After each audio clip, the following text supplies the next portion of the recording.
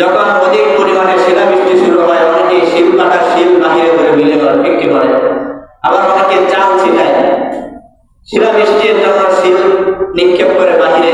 আর তাদের ধারণা হলো যদি এই শিল আমি বাহিরে ফেলে দেই তাহলে হয়তো এই শিল বন্ধ হয়ে যাবে। তাহলে কালকে যারা শিল মিলেছেন বাড়ি থেকে বাহিরে, ঘরের বাহিরে যারা শিল ছুঁড়ে মারলেন, তারা কি শিলাবৃষ্টি একটু কমাতে পারছে? পারে নাই। যতক্ষণ আল্লাহ তাআলার নিয়মিত সময় ছিল, যতক্ষণ শিলাবৃষ্টি হওয়ার কথা ছিল ততক্ষণই হয়েছে। যেই পরিমাণ আল্লাহ তাআলা নির্ধারণ করেছেন সেই পরিমাণে হয়েছে। কিন্তু মাঝখানে যে আমি ভ্রান্ত একটা মতবাদ নিজের ভিতরে পোষণ করে নিলাম, এই সবগুলো হচ্ছে কুসংস্কার। শিলের কি কোনো ক্ষমতা আছে শিল কমানো? শিল বাটা দিয়ে আমরা যে পাটা দিয়ে মরিচ বাটি, মশলা বাটি, এই শিলের কোনো ক্ষমতা নাই যে আল্লাহ তাআলার দেওয়া শিলাবৃষ্টি বন্ধ করবে।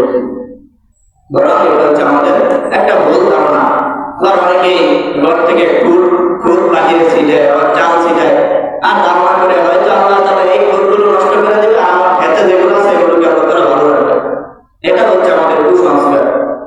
এই সমস্ত জিনিসের কোনো ভিত্তি ইসলামের মধ্যে নাই। অনেকে বলতে পারে আমরা মেনে আসছে কিন্তু উপকার কোনো সময় পাবেন না। আল্লাহ তাআলা যে সময়, যতক্ষণ পর্যন্ত সময় নির্ধারণ করেছেন, যে সময় পর্যন্ত বৃষ্টি হবে এই পর্যন্তই হবে। সারা দুনিয়া